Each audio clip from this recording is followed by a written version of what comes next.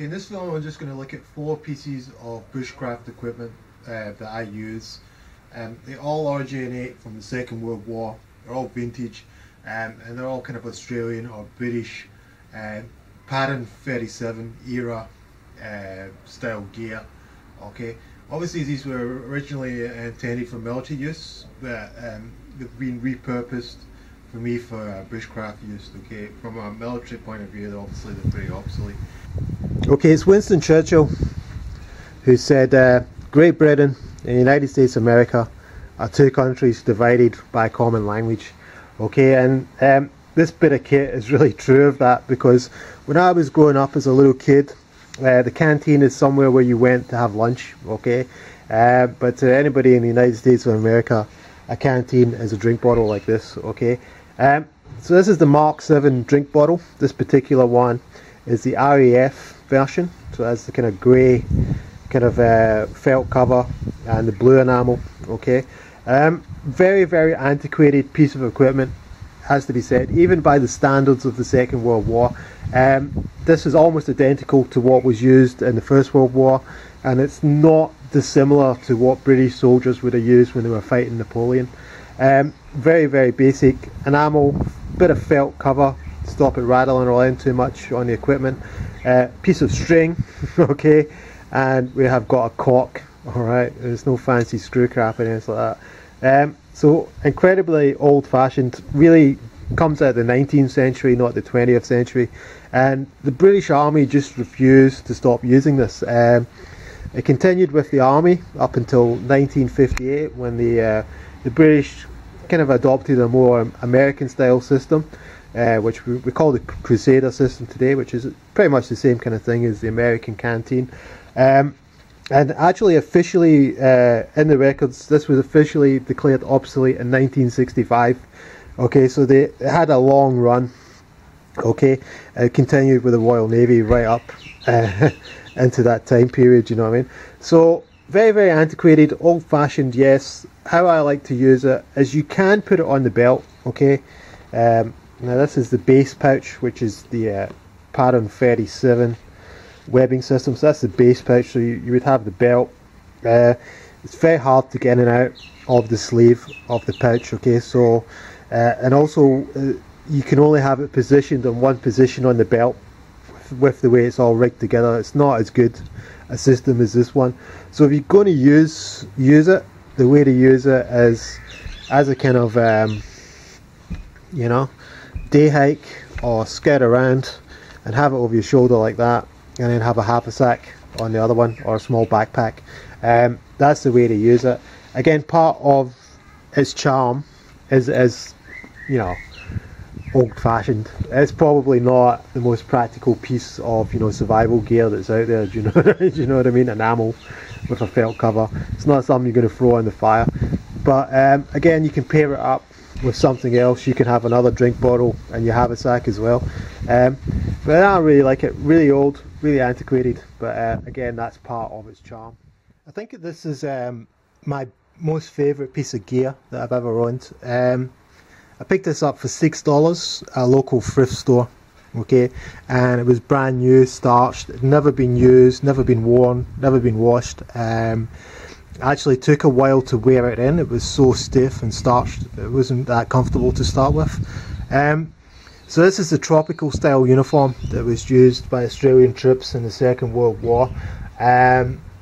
This one was actually made in 1946, just after the war, and kind of the reason for that is nobody expected the war to finish in 45. They thought it was going to carry on. It was a little bit of a surprise for the planners when the A-bomb was dropped and it finished the war early.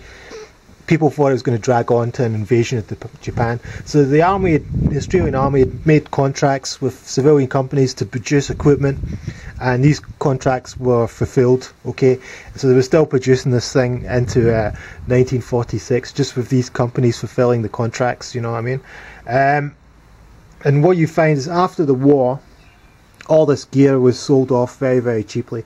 And I've looked at a lot of photographs of bushwalkers locally in New South Wales and Queensland, and they're all wearing this shirt. You see a lot of photographs of blokes wearing this shirt. exact same one, because at the time you would have been able to buy this for a couple of pence, couple of bob. Do you know what I mean? Now, very hard to get. This one cost me $6 on eBay.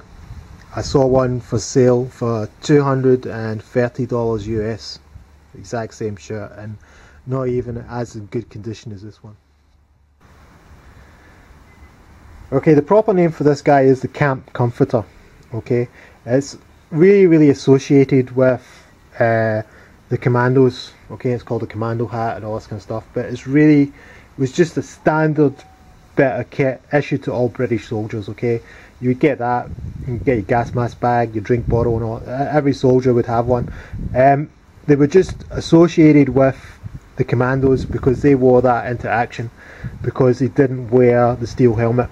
Okay, because they were raiding, okay, enemy installations. They wanted to try and get a little bit more lightweight and quite fast, so they ditched the steel helmet and they just wore that instead. And they also ditched the gas mask, they got rid of that, and they tended to use more automatic weapons. Okay, so they had more more Bren guns and more Tommy guns and that kind of stuff, so they had a higher firepower and tried to be a little bit more lightweight. But it was standard issue for all British troops. So you'd either wear it like that on your head, or here's another one, you would wear it like that as a small scarf. Okay, so it was kind of multi-purpose. This one was made by JW&S Limited, 1943. So I've got two for some reason, I don't know how that happened. But just, I mean, generally just a useful beanie.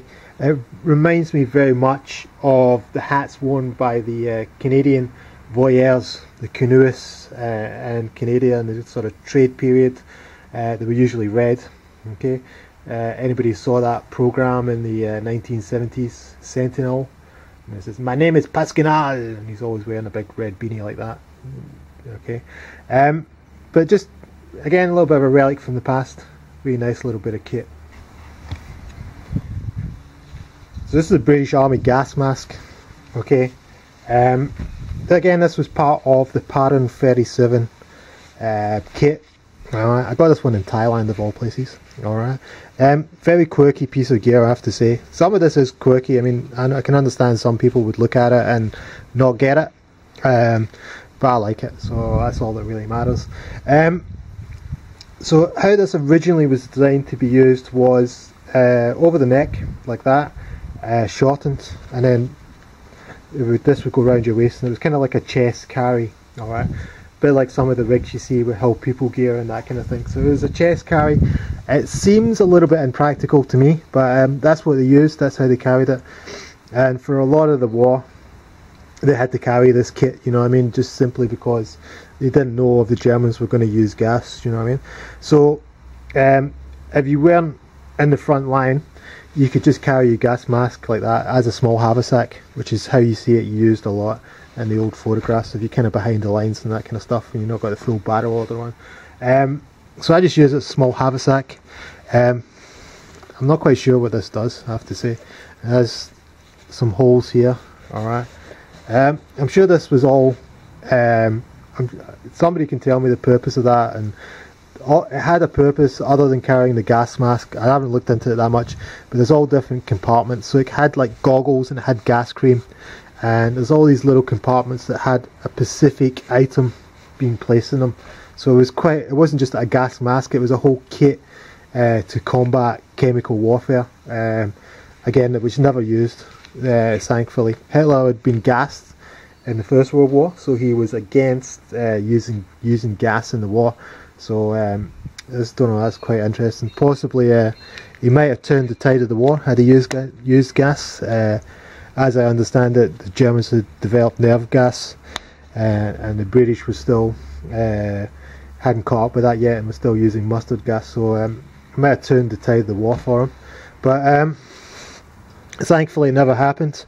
But so how I carry that is like, you know, kind of like that, as a little satchel, as a little haversack on the side. It's very small, so it's just suitable for like a day hike in the summertime. So you'll just get a billy can in there and a poncho and some food. That's it. These were made popular with Indiana. These were kind of made more expensive because The film Indiana Jones, this is what Harrison Ford used. Okay, it's a modified version of this, so the prices went up because of that. This one from memory, so here we go, 1942, M.H. and Co, whoever they were, and this is the Mark 6, sorry, Mark 7. Okay, so I just use it as a little haversack like that, and it works quite well in conjunction with this guy, which is the old drink bottle. I like that, and it's kind of like a lightweight carry, do you know what I mean, for a day hike, for a bit of a scout. So there you go, just some really cool vintage gear from the Second World War.